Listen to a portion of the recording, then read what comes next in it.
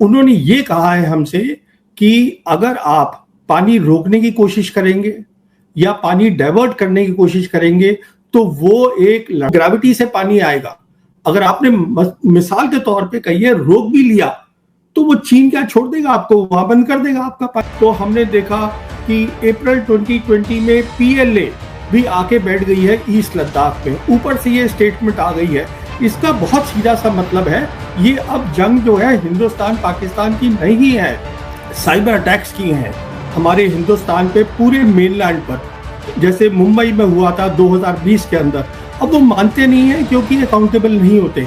उन्होंने जो ये किए थे साइबर अटैक, उसका मतलब ये है कि उनमें काबिलियत है साइबर वॉर करने की बिना हाथ दिखाए हुए अपना। और पूरे हमारे देश में हमारे एटीसीज है, हमारी रेलवेज है, पावर स्टेशंस है, हमारे बैंक्स हैं, एटीएम्स हैं, इन सबको वो बिल्कुल जाम कर सकते हैं बिकॉज वो इक्का दुक्का घूम रहे हैं, चार घूम रहे हैं। तो मोदी सरकार की कोई गलती नहीं है इसमें? आप ये कह रहे हैं कि कोई भी सरकार होती इसमें तो वो यही करती, इसमें खासकर मोदी सरकार की कोई गलती नहीं। तो अगर आपने अपनी ताकत बनाई होती इस 34 साल में कि हम जो है उसको डरा सकें। अब देखिए चीन आज हमारी जमीन पे बैठा है, क्या हम चीन को भगा पाए?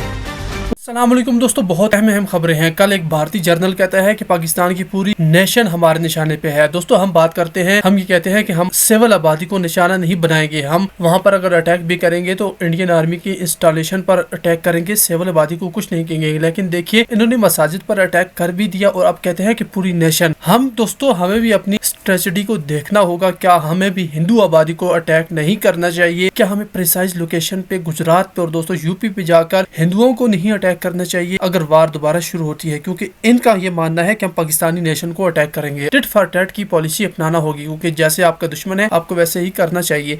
दूसरी बात यह है कि दोस्तों एक और खबर आई है कि पाकिस्तान ने एक पूरा का पूरा राफेल उतारा हुआ है अपनी किसी एयरबेस पर। यह भी खबर है कि साथ में पायलट भी दोस्तों वहां पर मौजूद है। तो दोस्तों ये भी एक सोशल मीडिया पर खबर गर्दिश कर रही है। क्या ये सच है या झूठ है, लेकिन इसका भी हमें नहीं पता। भारत अब पाकिस्तान का पानी खोल रहा है दोस्तों, अंदर से अंदर कोई डील भी होती जा रही होगी जिसका हमें ज्यादा तो पता नहीं है। लेकिन ये बात कही जा रही है कि पाकिस्तान का पानी उन्होंने खोल दिया है। जो सलाला डैम था वो खोल दिया गया है, सारे गेट्स उसके खोल दिए गए हैं। हो सकता है कि अंदर अंदर से कोई डील चल रही हो, पाकिस्तान इनका पायलट वापस कर दे। 2 पायलट है एक तरह से, अगर एक पूरा राफेल पाकिस्तान ने उतारा है तो एक वो पायलट हो गया और एक दोस्तों जो औरत आई थी वो भी लापता है, उसका भी कुछ पता नहीं है। पाकिस्तान तो डिनाई कर रहा है। हो सकता है पाकिस्तान इसे भी दे दे और अपना काम करवा ले, क्योंकि दोस्तों अगले महीने की 10 तारीख को पाकिस्तान और इंडिया के मुज़ाकरात भी होने वाले हैं। तब तक के लिए एक दोस्तों डिले भी चल रही है। सीजफायर, फुल सीजफायर अभी तक हुआ ही नहीं है। दोस्तों प्रवीण सहानी की आपको बातें सुनाई है। पाकिस्तान और भारत की अब जो वार है इसमें चीन की बड़ी एंट्री हो गई है। ईस्ट लद्दाख में चीन ने बहुत बड़ी आर्मी तैनात कर दी है और दोस्तों अरुणाचल प्रदेश में तो चीन ये समझे कि हलवे की तरह जगह कब्जा कर रहा है। इतने उसने गाँव कब्जा कर लिए हैं, नाम भी उनके बदल दिए हैं कब्जा करने के बाद। भारतीय आर्मी दोस्तों वहाँ पर ये जाते हैं जब चीनी आर्मी, तो भारतीय आर्मी लड़े बगैर ही वहाँ पर इलाका छोड़कर पोस्टें खाली करके पीछे आ जाती है। यानी ये इतने डरपोक हैं कि ये अपनी अटूट अंग की हिफाजत में नहीं कर सकते। यानी जिसे अपना अटूट अंग कहते हैं तो वो ऑक्युपाइड ही इलाका अरुणाचल प्रदेश चाइना का इलाका है, तिब्बत का हिस्सा है जिस पर भारत का नाजायज कब्जा है। और दूसरा दोस्तों लद्दाख है, वो तो है ही इंडियन ऑक्युपाइड जम्मू कश्मीर का इलाका है, वो तो पाकिस्तानी इलाका है, उस पर भी चाइना कब्जा करता जा रहा है। इन बेवकूफों के हाथ में होगा तो चाइना पूरा का पूरा ले लेगा और दोस्तों फिर चाइना के पास ही रहने वाला है। अगर पाकिस्तान और चाइना मिलकर ले लें तो फिर उसमें जाकर दोनों का फायदा हो सकता है। एक और बात यह है कि दोस्तों ये पूरी दुनिया में अपने बंदे भेज रहे थे जो कहते थे कि पाकिस्तान को जाकर बेनकाब करेंगे। उन सब में आपस में ही लड़ाई शुरू हो गई है दोस्तों। ये इतने मतलब कि क्या कहें इनके बारे में, आपस में कुत्ते की तरह लड़ रहे हैं और जाकर पाकिस्तान को बेनकाब करेंगे। पाकिस्तान ने इनके जवाब में अपनी जो कार्रवाई शुरू करनी थी वो कर भी ली है। बिलावल भुट्टो की दोस्तों जेर निगरानी ग्रुप्स जा रहे हैं पूरी दुनिया में। वो रूस से शुरुआत करेंगे, फिर अमेरिका और यूरोप जाएंगे और फिर दोस्तों ऑस्ट्रेलिया जाएंगे। पूरी दुनिया वो भी घूमेंगे अगर ये घूमने वाले हैं। होगा ये कि ये आपस में लड़ते रहेंगे और पाकिस्तान जाकर फिर और डिप्लोमेटिक वार इनसे भी जीत जाएगा। दोस्तों आगे भी सुनते हैं, मुलाजा करें। 2020 में पीएलए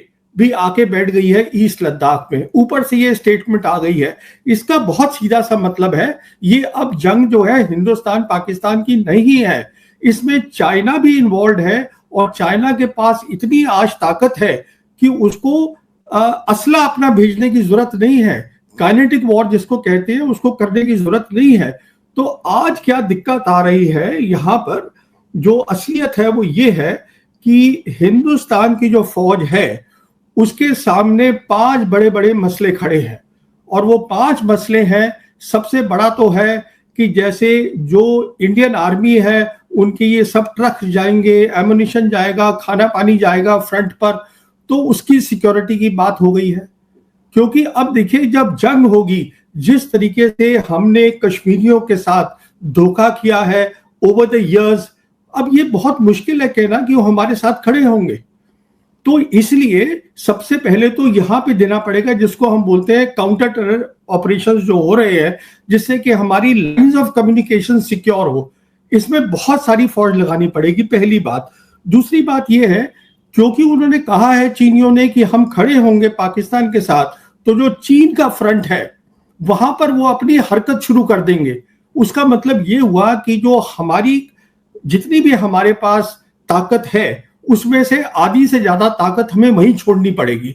वो हम पाकिस्तान के फ्रंट पे नहीं ला सकते, क्योंकि ये खतरा नहीं लिया, चांस नहीं ले सकते कि चीन क्या कर दे। ये दूसरा मसला है। तीसरा मसला तो जंग है ही है जो होगी हिंदुस्तान पाकिस्तान की। यहां भी दिक्कत है, यहां 2 बड़ी बड़ी दिक्कत है। पहली दिक्कत यह है, जैसे मैंने आपको बताया, जितना भी हमारे पास सामान है वो फाइनाइट है, ये नहीं है कि अनलिमिटेड है। उसको हमने वहां छोड़ दिया चीन के फ्रंट पे, तो वैसे ही हमारे पास चीजें कम हो गई। एयरफोर्स चीफ बार बार बयान दे चुके हैं कि मुझे ऑथराइज्ड है 42.5 स्क्वाड्रन, मैं आज 30 है मेरे पास, वो 30 से भी कम है। उसमें से भी आधी से ज्यादा आप समझ लीजिए चीन के पास चली गई, तो लड़ाई किसके साथ करेंगे आप, पहली बात। दूसरी बात, क्योंकि आज चीन के पास काबिलियत है, वो round the clock surveillance Pakistan को प्रोवाइड कर सकता है, जो हमारे पास नहीं होगी। मतलब पूरा जंग का जो थिएटर है वो पाकिस्तान को दिखाई देगा। उनकी मिसाइल्स को गाइड करने के लिए उनके सैटेलाइट्स अवेलेबल होंगे, बेदू सिस्टम। तो ये तीसरी बहुत बड़ी दिक्कत आ गई है। चौथी दिक्कत क्या है कि आपने देखा है कि चीन ने बहुत सारे साइबर अटैक्स किए हैं हमारे हिंदुस्तान पे, पूरे मेनलैंड पर, जैसे मुंबई में हुआ था 2020 के अंदर। अब वो मानते नहीं है क्योंकि अकाउंटेबल नहीं होते। उन्होंने जो ये किए थे साइबर अटैक, उसका मतलब ये है कि उनमें काबिलियत है साइबर वॉर करने की, बिना हाथ दिखाए हुए अपना। और पूरे हमारे देश में हमारे एटीसीज है, हमारी रेलवेज है, पावर स्टेशन है, हमारे बैंक्स हैं, एटीएम्स हैं, इन सबको वो बिल्कुल जाम कर सकते हैं। अच्छा, और लास्ट बात जो बहुत इंपॉर्टेंट है, देखिए जंग जब होती है हिंदुस्तान पाकिस्तान की, तो कितना आपके पास सामान है, because this is a war of attrition that matters. इसलिए जरूरी चीज ये होती है कि उनके पास जरिया है आज कि रेगुलर सप्लाई आती रहेगी चीन से, हमारे पास नहीं है। तो जब आप ये सारी बातों को ध्यान में रखेंगे तो ये बात बिल्कुल क्लियर हो जाती है कि हमारी जंग की तैयारी नहीं है। जो कि जैसे साइबर होती है, एंटी स्पेस कैपेबिलिटीज होती हैं, ये सब उनको देने की जरूरत है पाकिस्तान को। पाकिस्तान को ये देने की जरूरत है कि जो स्पेयर पार्ट्स है, एमुनिशन है, उसकी रेगुलर सप्लाई रहे। पाकिस्तान को ये देने की जरूरत है कि उनको पूरा जो है बैटलफील्ड दिखाई दे। तो ये सब चीजें मिल जाती हैं तो उसमें पाकिस्तान का फायदा होता है। दूसरी बात मैं आपसे कहना चाहूंगा, लेकिन मुझे ये समझ में नहीं आया, जब आप ये कह रहे थे कि इंटरनेट रोक सकता है हमारा, या हमारे एटीएम जो बैंक्स हैं उनके ऊपर उनको एक तरह से पैरालाइज कर सकता है, ये समझ में नहीं आया कि ये कैसे काम करेगा। ये ऐसा, इसको हम बोलते हैं साइबर। साइबर का मतलब होता है जितनी भी आज डिजिटाइजेशन हुई है, मतलब कंप्यूटर लगे हैं। आज हम देखिए हिंदुस्तान में कंप्यूटर हमारे फाइनेंशियल, हमारे बैंकों में लगे हैं, हमारे पावर स्टेशन में लगे हैं, हमारे एटीसी पे लगे हैं, हमारी ट्रेन के वहां पर भी कंट्रोल होता है। उन सबको जाम कर सकते हैं, वो चाइना के पास आज ताकत है। दूसरी बात, चाइना जो है, जो इंटरनेट आता है हिंदुस्तान के अंदर, ये सब अंडर सी केबल्स होती हैं। आज उनके पास वो वेसल्स है, वो जहाज है जो हमारे पास नहीं है, जिससे कि वो अंडर वाटर इंटरनेट कनेक्शंस काट सकते हैं। इसमें उनको हमसे फिजिकल लड़ाई करने की जरूरत नहीं है। अच्छा, दूसरी मैं एक बात आपके व्यूअर्स को और बताना चाहता हूं, वो बहुत सीधी सी है। देखिए, हमने जंगें लड़ी हैं पाकिस्तान के साथ, हिंदुस्तान पाकिस्तान की जंगें हुई हैं। जब पहली जंग हुई थी कश्मीर की, तो एक सीज फायर लाइन बनी थी। वो बनी थी 1 जनवरी 1949 को। पास चीन के पास ताकत है, हम उस ताकत को समझ रहे हैं। पाकिस्तान जानता है कि हमारे पास इतनी ताकत नहीं है। क्यों जानता है? क्योंकि उसने जितनी जंगें लड़ी हैं, मैंने आपको बताया है कि वो जो मिलिट्री लाइन है वो हमने ना तो 49 में बनी पहली जंग में, 65 की लड़ाई लड़ी, 71 की लड़ाई लड़ी, वो आज भी कायम है, हम उसको नहीं हटा पाए हैं। तो ये सब चीजें होती है जिनको, तो फिर आप क्या बता रहे हैं? बात नहीं रही हिंदुस्तान पाकिस्तान की, अब चीन भी इसमें इन्वॉल्व है। ये कारण है कि वो न्यूट्रल पोजीशन ले रहे हैं। और ये यहां पे हम लोगों को बात समझनी है इस बात को। चीन जो है, now there is a triangular matrix. अगर चीन ये कहता है, बार बार कहता है, I support the sovereignty of Pakistan, उसका मतलब है वो समझ रहे हैं उस बात को, he does not want to get involved in anything where China is involved. ये सारी बात है। इसीलिए तो चाइना अगर डोनाल्ड करने डेटा हमारे वहां जाते थे वो नहीं जाएंगे। उन्होंने ये कहा है हमसे कि अगर आप पानी रोकने की कोशिश करेंगे या पानी डाइवर्ट करने की कोशिश करेंगे तो वो एक लड़ाई का ऐलान होगा हमारी तरफ से। अच्छा, अभी पानी रोकना आसान काम नहीं है, ये पहले भी हम धमकियां दे चुके हैं और ये रिजर्वॉयर्स बनने पड़ते हैं, इसको सालों साल लगते हैं। ये अभी बयानबाजी हो रही है कि हमने 3 फेजेस में हम करेंगे, ये करेंगे, वो करेंगे। देखिए, सवाल ये है, पानी का इशू हम नहीं रोक सकते, क्योंकि क्या होगा आप सोचिए, हमारी ब्रह्मपुत्रा का पानी आ रहा है ऊपर चीन से।